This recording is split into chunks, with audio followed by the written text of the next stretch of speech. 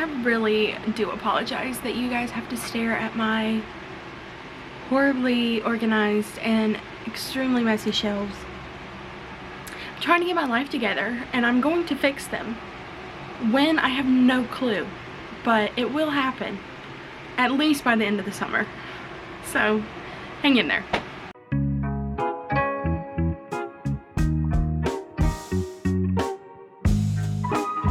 Hi you guys, welcome back to my channel. If you're new, my name is Kendall, and today I'm going to be doing my summer book recommendations for you guys. So some of these books I have read, some that I haven't read, but that give me the summer vibes and things that I definitely want to read like close to the season of summer, just because of the covers and the vibes that they give off. So I will tell you guys when I get to those. So I'm going to start off with the books that I have read, and I will let you guys know at what point in the video I get to the books that I haven't read. And yeah, let's just jump right into it.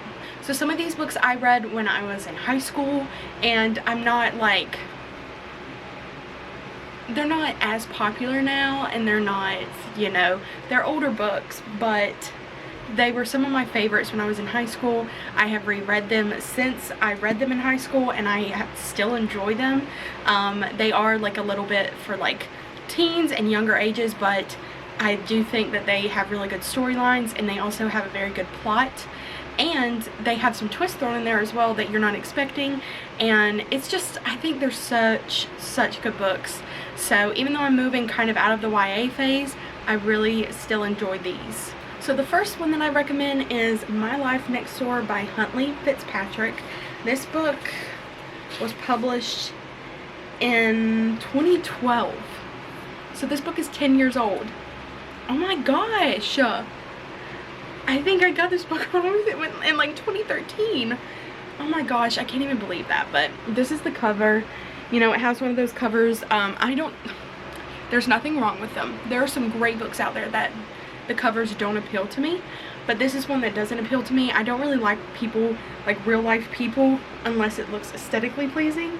This one doesn't to me, but I still enjoy this book so much. So you're following our main character. Her name is Samantha. She goes by Sam, and she, you know, her life's pretty perfect. Her mom is this politician, and she likes things in order, and she has rules for Sam, and Sam has to follow these rules, and Sam is her only child, so Sam is like trying to live up to these expectations that her mother has of her.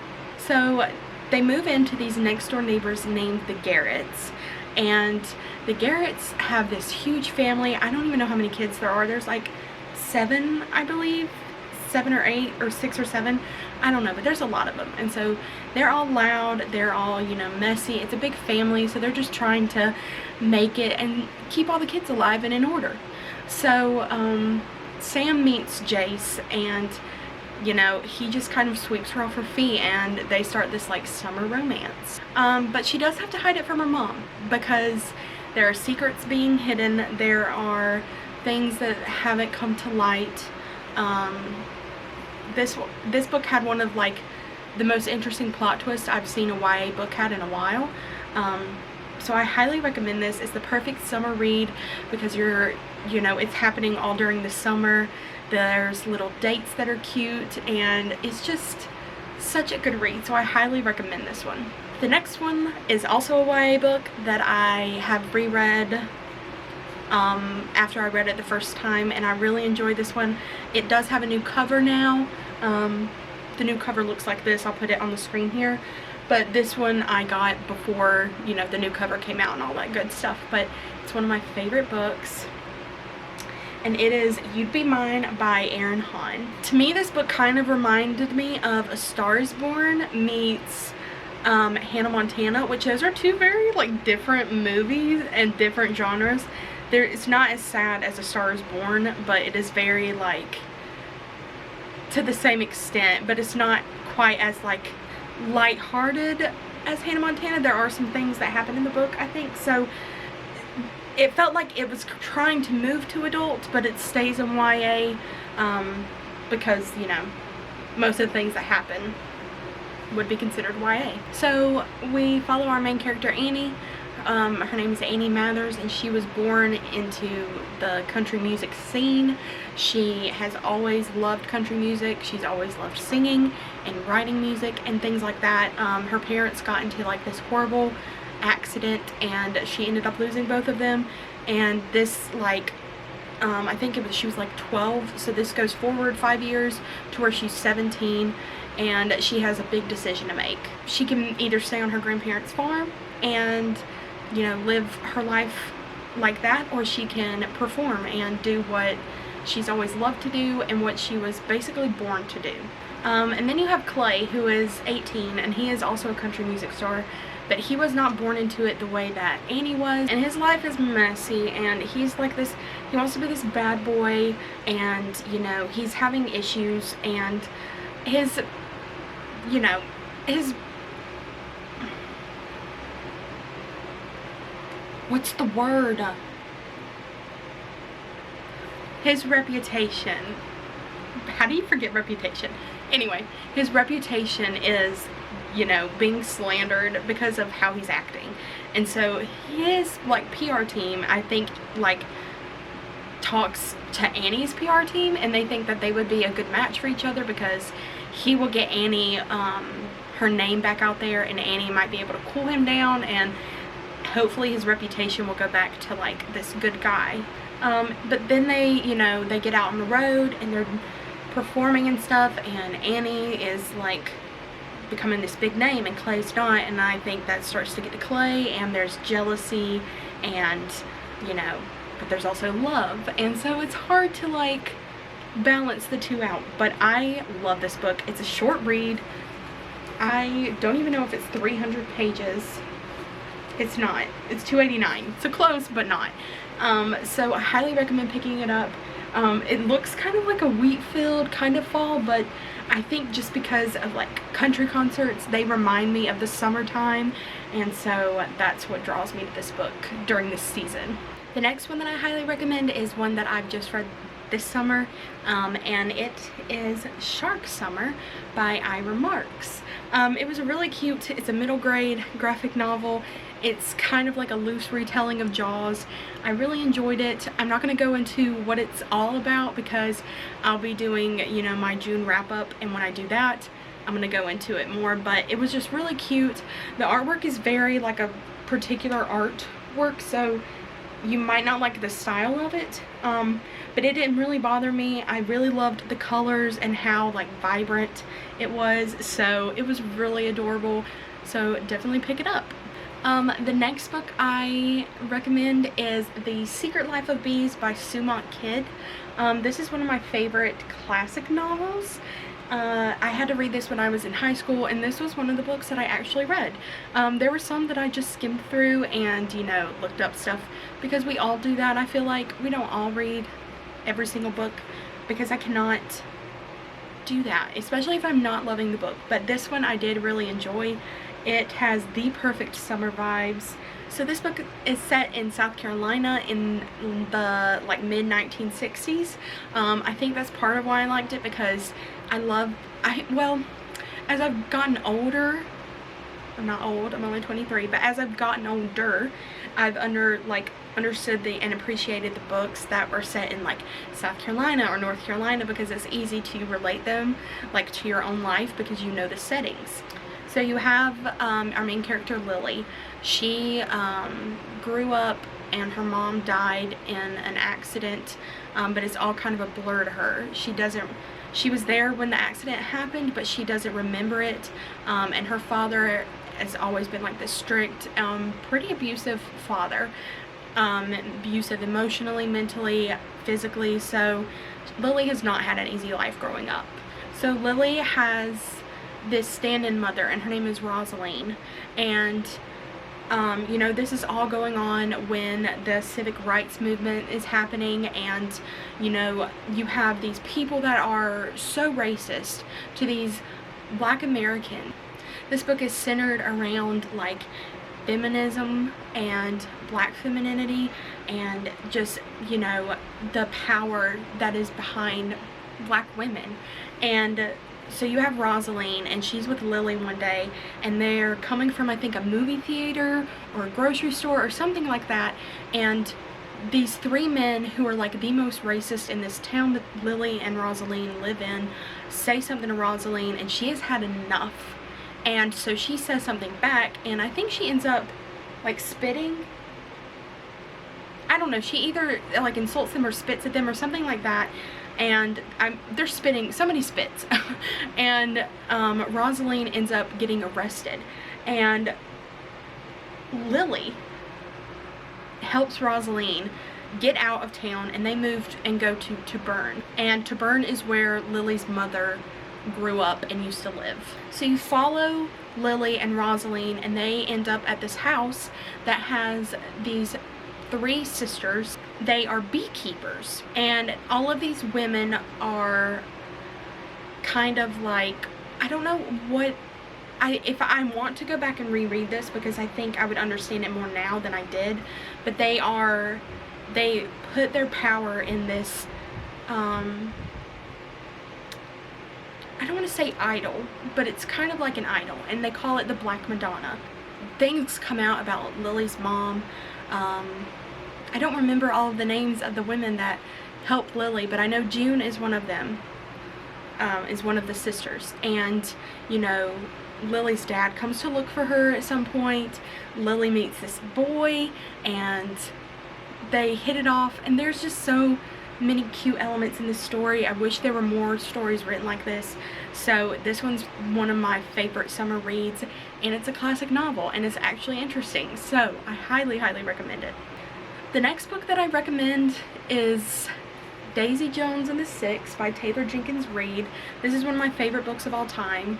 Ignore the ugliness of it right now because this book came with a ton of stickers on it, and so I tried to get them off, and I'm still trying to get them off. Hate that. But this book isn't necessarily set in the summer, but it gives me summer vibes. Again, I think it's because I associate like concerts and music with summer for the most part, so I think that's why I really like this one. And it's also like easy to get through. It's written in kind of like a interview style, so it's really easy to just keep on reading and not stop. Everyone always says this is kind of loosely based on Fleetwood Mac, and I can definitely see the resemblance. You have Daisy, who is this pop star, and she is just like doing anything and everything that she wants to do in life.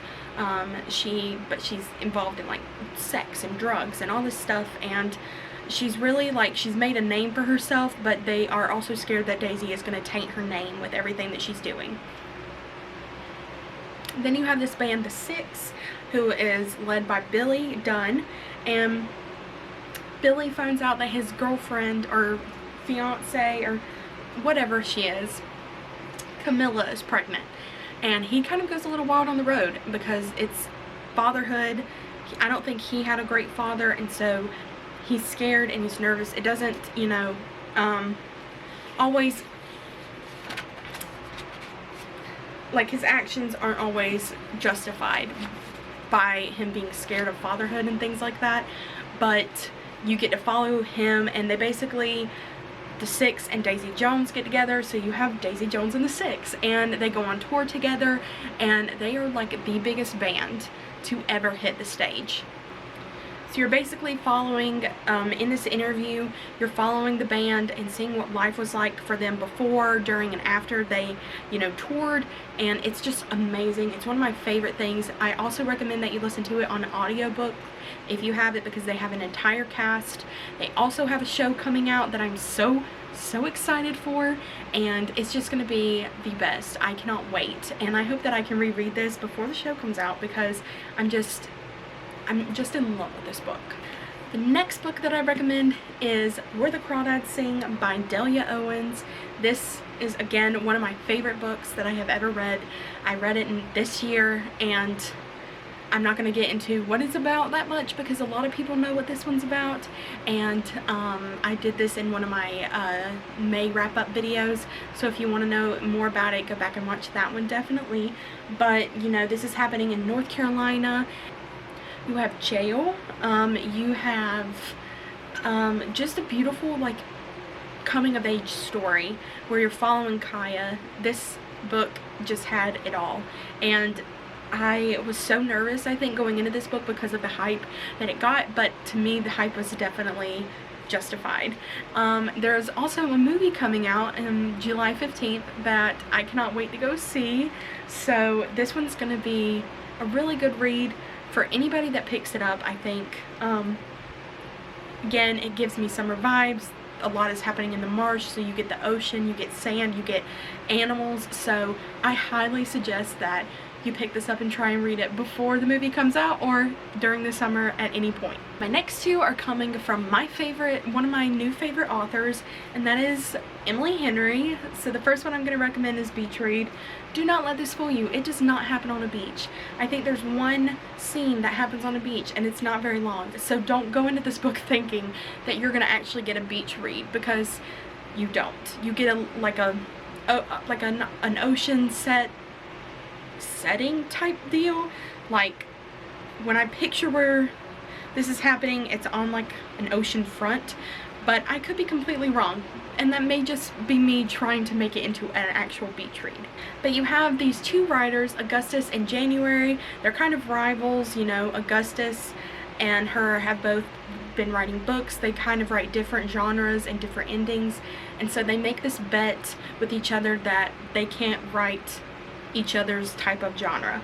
And so January sets off to write like a depressing story, and Augustus has to write this happy ending. So they end up spending a lot of time together because they are going on these adventures to try and basically show each other why they write what they write. And, you know, romance starts happening. There is grief in this book because January's dad has died, and there's just secrets. There's a lot happening in this story, and it's much more than a romance novel to me. So I highly recommend picking this up, because even though it's not on a beach, it's the perfect summer read. The next book that I recommend is People We Meet on Vacation by Emily Henry. This one, I think, you know, reminds me of summer because of the vacation part of it. So you have Poppy and Alex. They were best friends throughout, you know, their entire lives. This book goes back and forth between when they were doing vacations together and the present, which they're not really talking anymore. So they end up talking again, and Poppy convinces Alex to go on one more vacation with her, and, you know, she knows that this is the time she's got to set things straight and hopefully earn Alex's trust back and his friendship. Things start to develop. There's a one bed trope. There's a grumpy sunshine trope. Love it. Love this book. It's friends to lovers. I just, oh my gosh, this is one of my favorites. I don't think Emily Henry can write a book that I don't enjoy at this point. So I know that's high standards, but I'm just saying. Okay, now I'm going to go into the books that I haven't read yet, but that scream summer to me, and that I hope that I get to, you know, before summer's over. I was going to include some of the books from the Sun's Out Books Out Readathon, but of course those make me think of summer, so I'm not going to include those. I will just talk about them once I do the vlog for that one. But the first one is Under the Magnolias by T.I. Lowe. I think this cover is so pretty. This is happening in the town Magnolia, South Carolina, at the start of the 1980s. So you follow this girl. Her name is Austin. Her mom dies giving birth to her twin siblings, and she is left to take care of her 6 siblings, and so she has a job on her hands. She has to make sure that her dad doesn't like retreat into like this dark place since her mother's dead, but she's also having to work and take care of these children that she never thought she was going to have to end up doing. So they are having to work on this tobacco farm and get things together, and then the town of Magnolia, some of the most like random, and she calls them colorful people, come to help her and come to her aid, and I think she's just very grateful for them. And she's trying to save, you know, face. She's trying to remain strong and not make it seem like anything is wrong. But there's also this boy who has been like had a crush on her for years, and he is a nice and comes from a wealthy family type of boy, and so she's really looking forward to trying to make that work. But then her father pulls out this, something happens, and her father ends up, you know, ruining everything and basically, you know, bringing everything to light, and they call it a reckoning that happens. So this book, it literally says at the end, it's a great story that can break your heart, then heal it in the best possible way. So I'm a little nervous about this because it is going to break my heart, but hopefully not to the point where I can't glue it back together. The next one is one that I got at a blind date with a book at Barnes & Noble, and it is Mary Jane by Anya Blau.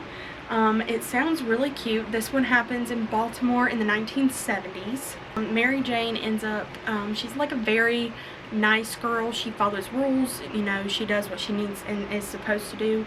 She becomes a nanny to a very like rich doctor, and they say that it's a respectable job, and the people that she is nannying for are respectable. The outside of this doctor's house and appearance and family may look clean and respectable, but inside it is so messy, and Mary Jane sees that he has taken in the doctor and his wife have taken in this rock star to help get clean, and it seems like it's so much going on. And they basically do like a wife swap type moment, and Mary Jane is like, let me show you what my life is like, and they want to show Mary Jane what their life is like. And so Mary Jane uses these what the life she's already known and the life that she's currently living to figure out what person she wants to be. And everybody says that if you love Daisy Jones and the Six, that you will like this one, so I'm super excited to get to it. The next one is also a Taylor Jenkins Reid novel. Can you tell that I love her? And it is Malibu Rising. First off, the cover just screams summer. This is of course happening in Malibu in the 1980s. The thing that I love about Taylor Jenkins Reid is that she adds little Easter eggs from her other books into this book. So you have characters from Evelyn Hugo, and you have characters from Daisy Jones, stuff that comes into play in this book. So you have this family called the Rivas, and I think it's Mick. Yeah, Mick Riva is the singer, and he has these 4 kids, and they all are living their best life. They're about to throw this end of the like summer party and just like go all out because everybody wants to be friends with the Rivas. So Nina does not want to be the center of attention, her husband and her are having issues, so she just wants like her life to like remain low-key kind of. And then you have Hud, who I think is a twin. Is he a twin? No, they're just brothers. Hud and Jay are the brothers in this book. Why is my dust jacket coming up? Okay, anyway. So Hud has to tell Jay something, which is a secret, and he's a little nervous because he's told Jay everything because they've been like best friends since they were born, but he's holding back something. But all that's on Jay's mind is there's this girl that he likes who is telling him that she's gonna come, and he just wants to see her because, you know, he is really into her. And then you have the youngest Kit, who has some secrets of her own, and she has invited someone who she has not like asked everybody else if she can invite. And let me just read you guys what like the end of the synopsis says. It says, by midnight, the party will be completely out of control. By morning, the Riva mansion will have gone up in flames. But before that first spark in the early hours before dawn, the alcohol will flow, the music will play, and the loves and secrets that shaped this family's generations will all come rising to the surface. So it's following this one night, but it's all of this family secrets and drama, and it's just gonna be so interesting. Jordan, one of my good friends, told me that this book was a wild ride, so I'm excited to read this and hopefully get it done before the end of summer. And the last book I almost put on my Sun's Out Books Out Readathon, but I switched it for a different book that I was excited to read as well. But this one is Small Favors by Erin A. Craig. She also wrote House of Salt and Sorrows, which was one of my favorite books. I love that book. I love the atmosphere of it. But this book just kind of gives me the summer vibes that I am looking for. So I really want to get to this. It's supposed to be like haunting and like horror type, but also like really magical and like beautiful. So it sounds right up my alley. So you have this girl named Ellery, and she is in Amity Falls. Her life is pretty like constant and doesn't change. So they're surrounded by this forest, and she takes care of her family's bees. I believe. Yeah, beehives. So this is another one surrounding bees and beehives. But she has this twin, Samuel, who is allowed to just do whatever he wants and roam free, but she's, you know, has to be the responsible one, and she doesn't think it's fair. So the settlers of Amity Falls were said to have fought monsters and creatures in these woods, and so Ellery and her siblings are not allowed to wander far off into these woods. So then some townsfolk go in to search for supplies, and they don't come back. So that's adding some mystery into what's going on in this town. So these creatures are saying, we will help out you townsfolk. We will take care of things for a small favor, which is where the title comes into play. So this is supposed to challenge like what you think you know about people and how far people will go to get what they want and things like that. And it kind of reminds me of like Wilder Girls. So I really enjoyed that. That book had like such cool elements in it, and I feel like Small Favors is going to have the same exact thing. So I'm very excited to get into this one. It's a gorgeous, gorgeous cover, and I think it's just going to be perfect for the summertime. Thank you guys so much for watching. If you made it to this point in the video, why don't you comment a little surfboard or a little bathing suit emoji to celebrate Malibu Rising, because this is the book that I am looking forward to reading the most this summer. I hope that you guys enjoyed this video and that you got some summer book recommendations to maybe add to your TBR as well. So don't forget to like and subscribe, and I will see you guys in my next video.